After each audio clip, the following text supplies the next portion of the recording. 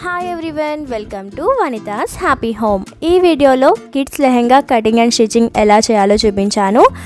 And lehenga stitch చేసినప్పుడు belt నుగ్గు రాకుండా finishing నీట్గా ఉండాలి అంటే స్టిచ్ చేసినప్పుడు ఫాలో అవ్వాల్సిన టిప్స్ అన్నీ కూడా ఈ వీడియోలో షేర్ చేశాను. అంతేకాకుండా లెహెంగాకి ఇన్విజిబుల్ జిప్ని ఎలా స్టిచ్ చేయాలో కూడా డీటెయిల్గా షేర్ చేశానండి. సో అస్సలు వీడియోని స్కిప్ చేయకుండా ఎండింగ్ వరకు చూసేయండి. 4 to 5 years బేబీకి లెహెంగా స్టిచ్ చేయడానికి 3 meters ఫ్యాబ్రిక్ సరిపోతుంది. నేను బెనారస్ ఫ్యాబ్రిక్ 3 meters తీసుకున్నాను. టిష్యూ బోర్డర్ ఫ్యాబ్రిక్ 3 meters తీసుకున్నానండి. ఈ బెనారస్ ఫ్యాబ్రిక్ కి బోర్డర్ ని ఎలా జాయిన్ చేశానో ఆల్రెడీ ప్రీవియస్ వీడియోలో షేర్ చేశాను. ఎవరికైనా ఇంట్రెస్ట్ ఉంటే ఒకసారి చెక్ చేయండి. అండ్ ఈ 3 meters ఫ్యాబ్రిక్ ని 27.5 inches హైట్ కి కట్ చేసుకున్నాను. అండ్ ఖర్చు కోసం ఎక్స్ట్రా హైట్ అయితే పెట్టుకోవట్లేదు, ఎందుకంటే నేను బోర్డర్ని జాయిన్ చేసినప్పుడు బెనారస్ ఫ్యాబ్రిక్ ఆల్రెడీ 9 inches ఖర్చు కోసం తీసుకుని అక్కడ మాత్రమే బోర్డర్ని జాయిన్ చేశాను.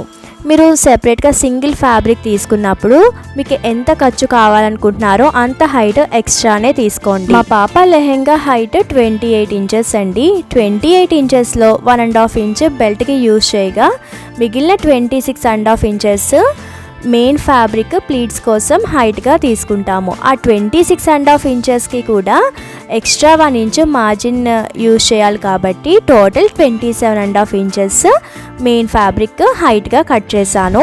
4 to 5 years పిల్లలందరూ కూడా ఒకే హైట్ ఉండాలని లేదు కదా. సో మీ పిల్లలు లెహెంగా హైట్ ఒకసారి మెజర్ చేసుకుని ఆ వచ్చిన హైట్లో 1.5 inch బెల్ట్కి తీగా మిగిలిన హైట్కి ఒక 1 inch మార్జిన్ యాడ్ చేయండి. అండ్ అలాగే మీరు లెహెంగాకి ఎంత ఖర్చు పెట్టాలనుకుంటున్నారో అది కూడా యాడ్ చేసి టోటల్ మెయిన్ ఫ్యాబ్రిక్ హైట్గా కట్ చేసుకోవాలి. నెక్స్ట్ లైనింగ్ కోసం క్రేప్ ఫ్యాబ్రిక్ 3 meters తీసుకున్నాను. ఈ 3 meters ఫ్యాబ్రిక్ని కూడా 27 inches హైట్కి కట్ చేసుకున్నానండి.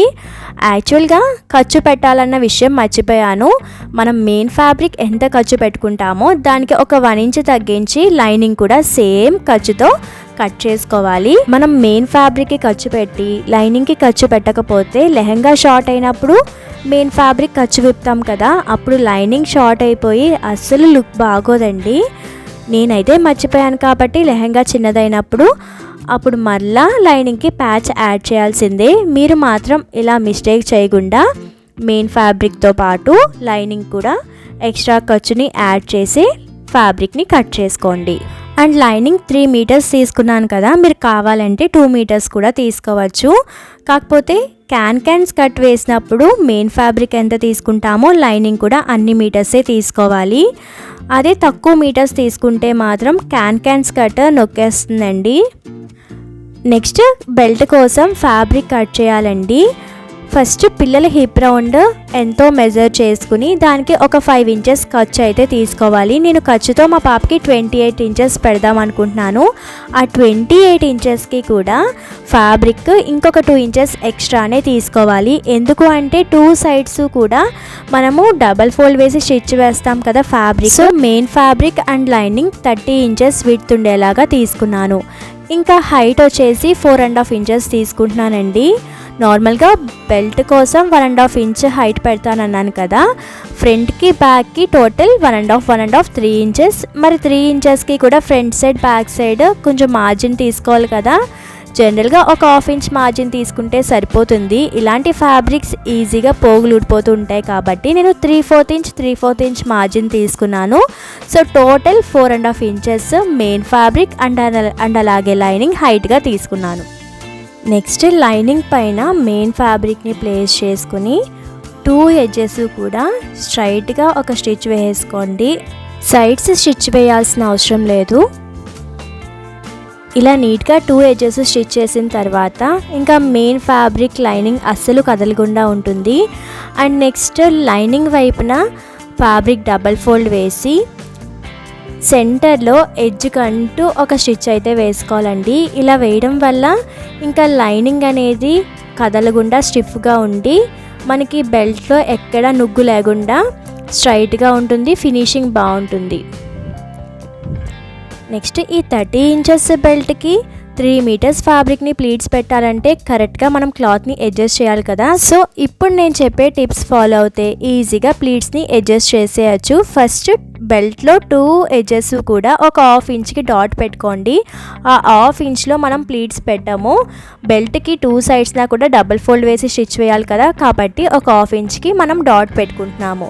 బెల్ట్లో 2 సైడ్స్ 2.5 ఇంచెస్ వదిలేసి మిగిలిన ఏరియా మొత్తం కూడా 8 ఈక్వల్ పార్ట్స్ కింద డివైడ్ చేసుకోవాలి. అంటే ఏం లేదండి, బెల్ట్ని సెంటర్ ఫోల్డ్ చేసుకుని ఒక డాట్ పెట్టుకోవడం, మళ్ళీ ఇంకో డబుల్ ఫోల్డ్ చేయడం, మళ్ళీ ఇంకొకసారి ఫోల్డ్ చేసి డాట్స్ పెట్టుకుంటే మనకి 8 ఈక్వల్ పార్ట్స్ అనేవి ఫామ్ అవుతాయి.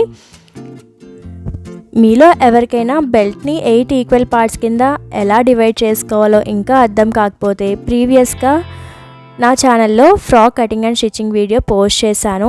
అందులో డీటెయిల్గా ఎక్స్ప్లెయిన్ చేశాను, ఒకసారి చెక్ చేయండి. నెక్స్ట్ సేమ్ ప్రాసెస్లో మెయిన్ ఫ్యాబ్రిక్ని కూడా 8 ఈక్వల్ పార్ట్స్ చేసుకున్నానని చూపిస్తున్నానండి. అండ్ చాలామందికి ప్లీట్స్ అడ్జస్ట్ చేయడం అర్థమయ్యే ఉంటుంది. ఇంకా నెక్స్ట్ వచ్చే డౌట్, అసలు 1 ఇంచ్ ప్లీట్స్ పెట్టినప్పుడు ఎంత క్లాత్ని ఇన్సర్ట్ చేయాలి, లేదంటే 1/2 ఇంచ్ ప్లీట్స్ పెట్టినప్పుడు ఎంత క్లాత్ ఇన్సర్ట్ చేయాలని ఒక డౌట్ ఉంటుంది కదా. సో ఆ డౌట్ని కూడా ఇప్పుడు క్లియర్ చేసేస్తాను. ఫస్ట్ మనం బెల్ట్కి 8 ఈక్వల్ పార్ట్స్లో ఒక 1 పార్ట్ ఎన్ని ఇంచెస్ వచ్చిందో మెజర్ చేసుకోండి. నాకైతే 3.5కి ఒక పాయింట్ ఎక్స్ట్రా వచ్చింది.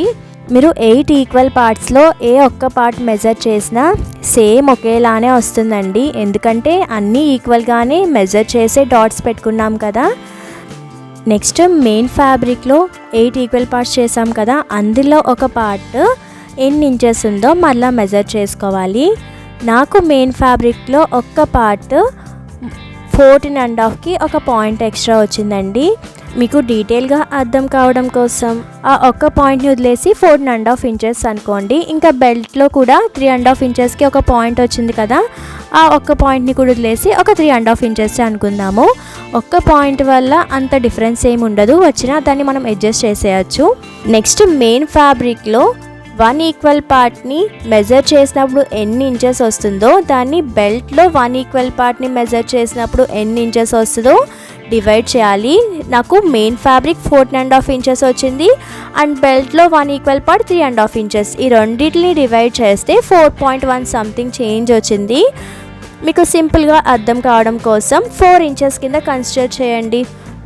నెక్స్ట్ లెహెంగాకి ప్రతి ప్లీటు కూడా 1 ఇంచ్ సైజులో పెట్టాలి అనుకుంటే ఇప్పుడు 4 ఇంచెస్తో ఇంటూ 1 ఇంచ్తో మల్టిప్లై చేయండి. ఎంత వస్తే అంత క్లాత్ని మనం లోపలికి ఇన్సర్ట్ చేయాలి ఈచ్ ప్లీట్కి అని గుర్తుంచుకోండి. ఇప్పుడు 4 ఇంచెస్ ఇంటూ 1 ఇంచ్ 4 ఇంచెస్సే వస్తుంది, కాబట్టి నేను ఈచ్ ప్లీట్కి 4 ఇంచెస్ని ఇన్సర్ట్ చేయాలి. అదే మీరు ప్లీట్ సైజు 1/2 ఇంచే పెట్టాలనుకుంటే 4 ఇంటూ 0.5తో మల్టిప్లై చేయండి, 2 ఇంచెస్ వస్తుంది. అప్పుడు ఈచ్ ప్లీట్కి 2 ఇంచెస్ క్లాత్ని ఇన్సర్ట్ చేయాలి. అదే మీరు ఈచ్ ప్లీట్ సైజు 1.5 ఇంచ్ కానీ 2 ఇంచెస్ పెట్టాలనుకున్నప్పుడు 4 inches into 1.5 inch 4 inches into 2.5 చేస్తే ఎంత అయితే వస్తుందో అంత క్లాత్ని లోపలికి ఇన్సర్ట్ చేయాలి. ఇలా మీరు మెజర్ చేసుకుంటే కరెక్ట్గా ప్లీట్స్కి ఎంత క్లాత్ ఇన్సర్ట్ చేయాలో తెలుస్తుందండి.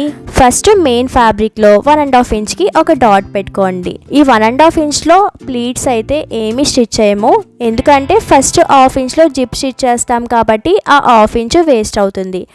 నెక్స్ట్ నేను ప్లీట్ సైజు 1 ఇంచ్ పెడదాం అనుకుంటున్నాను. సో 4 ఇంచెస్ క్లాత్ని ఇన్సర్ట్ చేస్తాను కదా, మరి ఆ క్లాత్ని ఇన్సర్ట్ చేసినప్పుడు ఆ క్లాత్ ఫ్రంట్కి రాకుండా ఉండడం కోసం ఆ మిగిలిన 1 ఇంచ్లో కూడా నేను ఎటువంటి ప్లీట్స్ని అరేంజ్ చేయకుండా 1.5 ఇంచ్ గ్యాప్ అయితే ఇచ్చాను.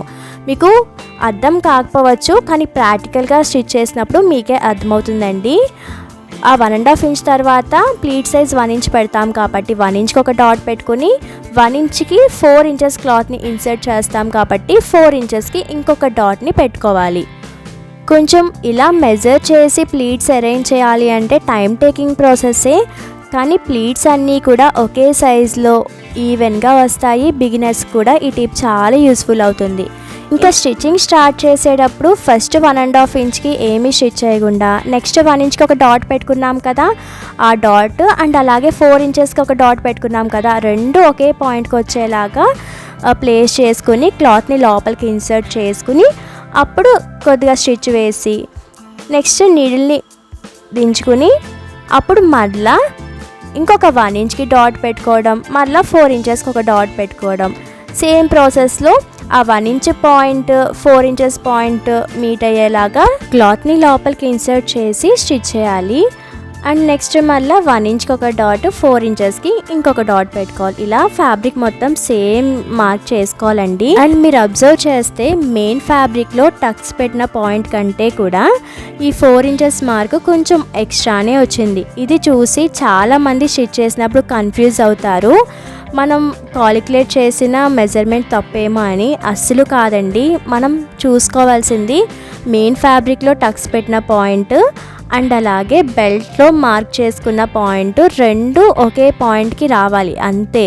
మీరు మార్క్ చేసే 4 ఇంచెస్ కూడా మెయిన్ ఫ్యాబ్రిక్లో టక్స్ పాయింట్కి కొంచెం ముందు వచ్చినా పర్వాలేదు, వెనక్కి వచ్చినా పర్వాలేదు. ఇక్కడ చూస్తున్నారా, నేను కరెక్ట్గా 4 ఇంచెస్కి క్లాత్ని లోపలికి ఇన్సర్ట్ చేస్తే టక్స్ పెట్టిన పాయింట్ లోపలికి వెళ్ళిపోయింది. కానీ ఆ టక్స్ పెట్టిన పాయింట్ కరెక్ట్గా నేను బెల్ట్కి మార్క్ చేసిన పాయింట్కి మ్యాచ్ అయింది. అంటే ఈచ్ ప్లీట్కి 4 ఇంచెస్ క్లాత్ని ఇన్సర్ట్ చేయడం కరెక్ట్గానే మెజర్ చేసాము. సో మీరేమీ కన్ఫ్యూజ్ అవ్వకలేదు, జస్ట్ మీరు ఎన్ని ఇంచెస్ ప్లీట్ పెట్టాలనుకుంటున్నారో అన్ని ఇంచెస్కి ఒక డాట్ పెట్టుకోవడం. అండ్ మీరు కాలిక్యులేట్ చేయగా ఎన్ని ఇంచెస్ క్లాత్ని ఇన్సర్ట్ చేయాలని వచ్చిందో అన్ని ఇంచెస్ని ఇంకొక డాట్ పెట్టుకోవడం. ఇలా మొత్తం ఫ్యాబ్రిక్ ఫస్ట్ డాట్ పెట్టేసుకుని ఈవెన్గా ప్లీట్స్ పెట్టేసుకోండి. మీకు ఇంకా డీటెయిల్గా అర్థం కావడం కోసం చూపిస్తున్నాను. మెయిన్ ఫ్యాబ్రిక్ బెల్ట్ రెండు దగ్గర పెట్టుకొని ఒకసారి బెల్ట్లో 1/2 ఇంచ్ ఫోల్డింగ్ కోసం వదిలేసాం కదా, అక్కడ కాకుండా మెయిన్ ఫ్యాబ్రిక్ స్ట్రైట్గా పెట్టి చూడండి. మీకు కరెక్ట్గా టక్స్ పెట్టిన పాయింట్ అండ్ బెల్ట్లో మార్క్ చేసుకున్న పాయింట్ రెండు ఈక్వల్గా వస్తే మీరు కరెక్ట్గానే మెజర్ చేసినట్టు. మీరు ఇన్ కేస్ నేను చెప్పినట్టుగా కాకుండా తప్పుగా మెజర్ చేసి క్లాత్ని ఎక్కువ కానీ తక్కువ కానీ ఇన్సర్ట్ చేస్తే మొత్తం ప్లీట్స్ అరేంజ్ చేసి బెల్ట్కి జాయిన్ చేసినప్పుడు చాలా డిఫరెన్స్ వచ్చేస్తుందండి. మళ్ళీ క్లాత్ని అడ్జస్ట్ చేయలేకపోవచ్చు, మళ్ళీ మొత్తం స్టిచెస్ విప్పుకొని మొత్తం సెట్ చేయాల్సి వస్తుంది. సో ఫస్ట్ మెయిన్ ఫ్యాబ్రిక్లో ఫస్ట్ టక్స్ పెట్టిన పాయింట్ అండ్ బెల్ట్లో 1 ఈక్వల్ పార్ట్కి కరెక్ట్గా సెట్ అవుతే ఇంకా మిగిలిన ఫ్యాబ్రిక్ని మీరు చూసుకోవాల్సిన అవసరమే లేదు. సేమ్ ప్రాసెస్లో ప్లీట్స్ని ఈవెన్గా స్టిచ్ చేసుకోవాలి. నెక్స్ట్ ఈ బెనారస్ ఫ్యాబ్రిక్ కొంచెం లేసినట్టుగా ఉంది కాబట్టి ఐరన్ చేద్దాం అనుకుంటున్నాను. కానీ ప్రతి ప్లీట్ని సెపరేట్గా ఐరన్ చేయాలన్న కష్టం కాబట్టి పై వైపున ఎలా అయితే మెజర్ చేసుకుని ప్లీట్స్ పెట్టుకున్నానో సేమ్ యాస్టీస్ బోర్డర్ కింద వైపును కూడా మెజర్ చేసుకుని ప్లీట్స్ అయితే అరేంజ్ చేసుకుంటున్నానండి. నీట్గా ఎడ్జ్లో స్టిచ్ వేసేసి స్టార్టింగ్ ఎండింగ్ ఉన్న స్టిచెస్ని బేస్ చేస్తూ ప్లీట్స్ అనేవి ఈజీగా సెపరేట్ అయిపోయాయి. నీట్గా ఐరన్ కూడా చేసేసాను. మీకు ఇంకా పర్ఫెక్ట్గా రావాలి అంటే మొత్తం లెహంగాని అడ్డంగా ఒక 3-4 స్టిచెస్ వేసేసుకోండి. ఇంకా ప్లీట్స్ కదలమన్నా కదలవు, స్టిఫ్గా నిలబడి ఉంటాయండి. అండ్ బెల్ట్కి మెయిన్ ఫ్యాబ్రిక్ని జాయిన్ చేసే ముందు లైనింగ్ని జాయిన్ చేయాలండి ఫస్ట్. అండ్ బెల్ట్ని మెయిన్ ఫ్యాబ్రిక్ మన వైపుకు ఉండేలా, లైనింగ్ కింద వైపుకు ఉండేలాగా సెట్ చేసుకుని బెల్ట్లో ఒక 1/2 ఇంచ్ వదిలేసి లైనింగ్ని జాయిన్ చేయాలి. ఒక 1 ఇంచ్ వరకు స్ట్రైట్గానే స్టిచ్ చేసి ప్లీట్స్ని అరేంజ్ చేయడమే అండి.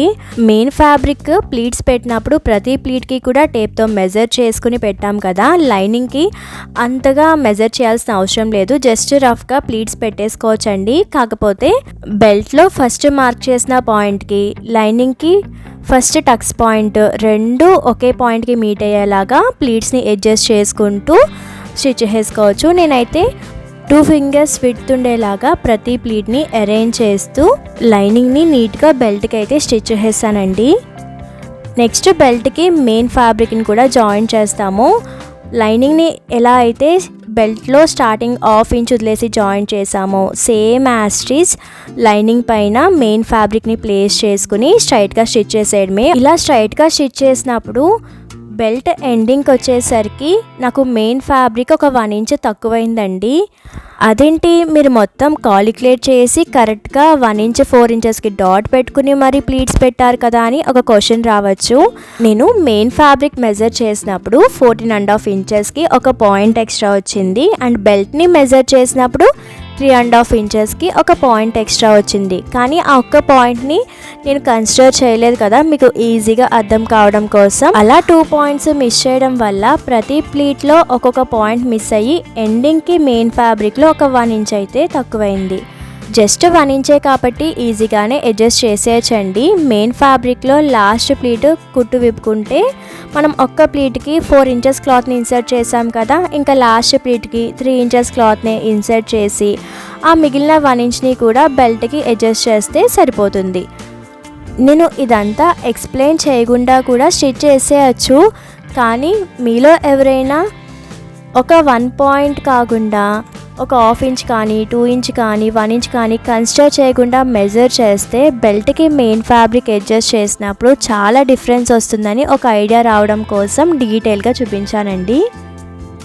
బెల్ట్కి మెయిన్ ఫ్యాబ్రిక్ని లైనింగ్ని జాయిన్ చేసిన తర్వాత సైడ్స్ జిప్ని అయితే జాయిన్ చేసుకోవాలండి.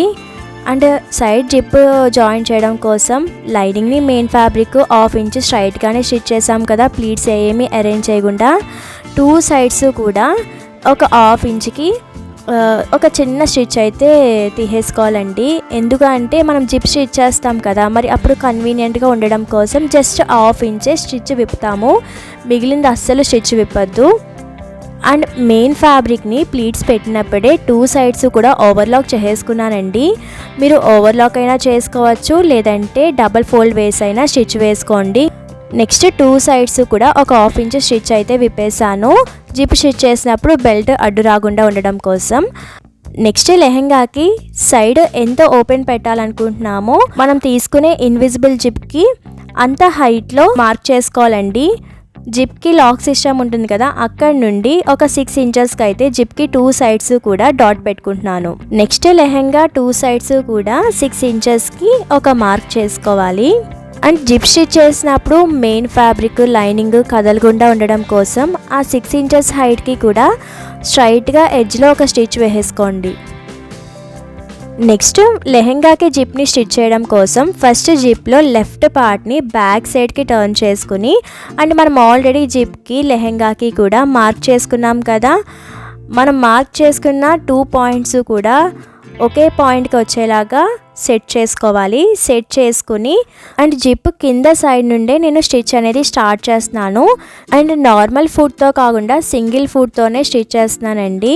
అండ్ స్టార్టింగ్ డబల్ స్టిచ్ వేసి స్టిచ్ వేసినప్పుడు కొంచెం జిప్ లాక్ సిస్టమ్ది రైట్ సైడ్కి మూవ్ చేస్తే మూవ్ అవుతుందండి, అప్పుడు ఎడ్జ్ కంటూ స్టిచ్ వేయాలి. అలా వేస్తేనే అసలు మనము జిప్ స్టిచ్ చేసినట్టే తెలియదు. నేను ఇంకా వైట్ కలర్ జిప్ తీసుకుంటున్నాను. నార్మల్గా మీరు ఏ కలర్ ఫ్యాబ్రిక్ తీసుకుంటే ఆ కలర్ ఇన్విజిబుల్ జిప్పే తీసుకోవడానికి ట్రై చేయండి.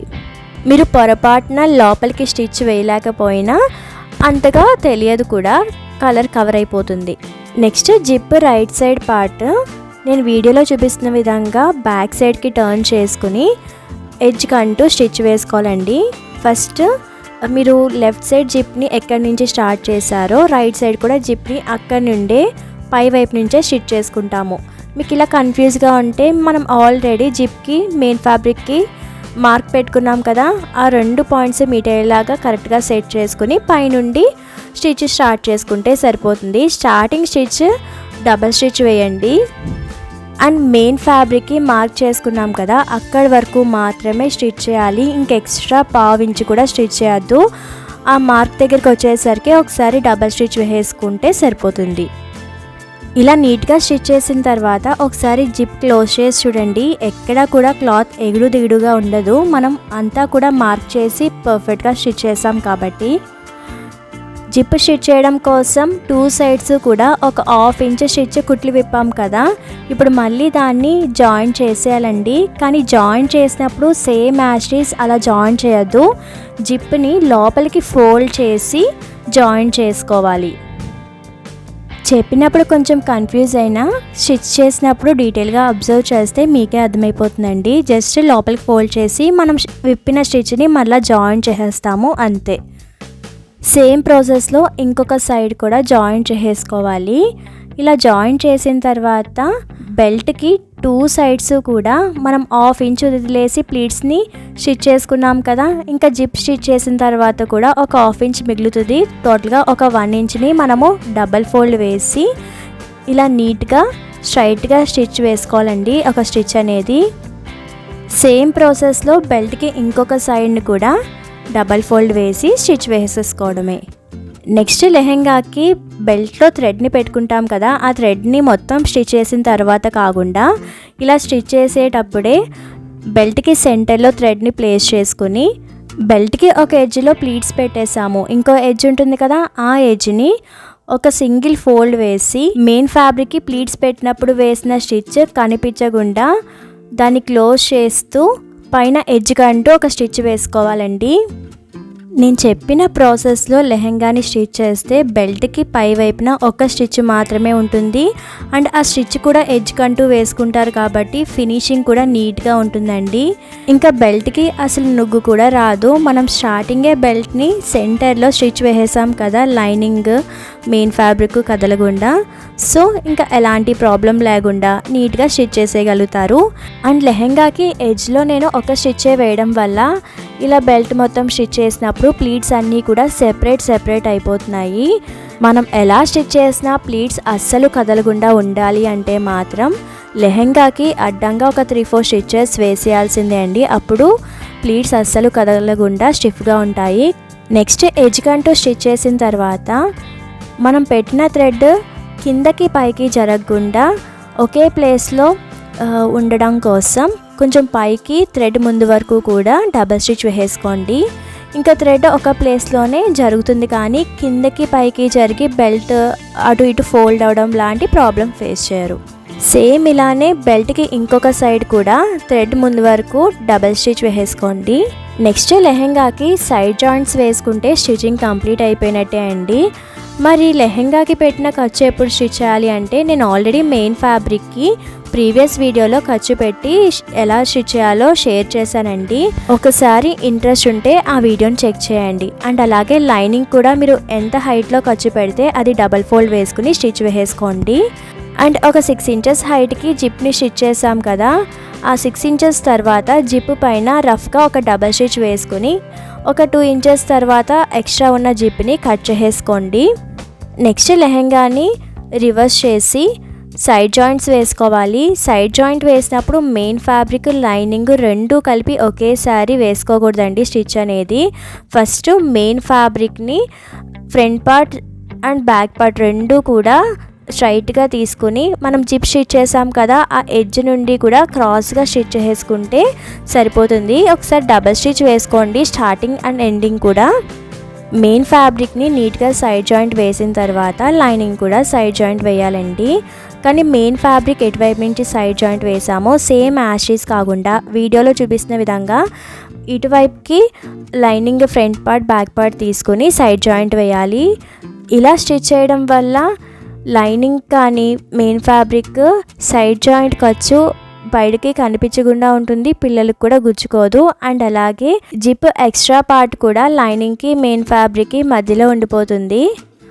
ఈ వీడియో అయితే చాలా లెంతీగానే ఉందండి, కానీ బిగినర్స్ కూడా ఈజీగా ఈ వీడియోని చూసి లెహెంగాని కటింగ్ అండ్ స్టిచ్చింగ్ చేయగలుగుతారని నేను ఇంత డీటెయిల్గా ఎక్స్ప్లెయిన్ చేశాను. ఇన్ కేస్ మీకు ఈ వీడియో డీటెయిల్గా అర్థం కాకపోతే కమెంట్ చేయండి. నాకు వచ్చినంత వరకు డీటెయిల్గా ఎక్స్ప్లెయిన్ చేయడానికి ట్రై చేస్తాను నెక్స్ట్ వీడియోస్లో. అండ్ జిప్ స్టిచ్ చేసిన ప్లేస్లో మీరు అబ్జర్వ్ చేస్తే ఎక్కడా నుగ్గు అనేదే లేదు. ఫినిషింగ్ చాలా నీట్గా ఉంది. నేను వైట్ కలర్ జిప్ వేయడం వల్ల జస్ట్ ఆ హ్యాంగింగ్ మాత్రమే కనిపిస్తుంది. మీరు సేమ్ కలర్ జిప్ తీసుకుంటే అది కూడా కనిపించదండి. ఈ వీడియో మీకు యూస్ఫుల్ అవుతే తప్పకుండా లైక్ అండ్ షేర్ చేసి ఛానల్ని సబ్స్క్రైబ్ చేసుకోండి. ఆల్రెడీ సబ్స్క్రైబ్ చేస్తే బెల్ ఐకాన్ కూడా ప్రెస్ చేసేయండి. Thank you for watching.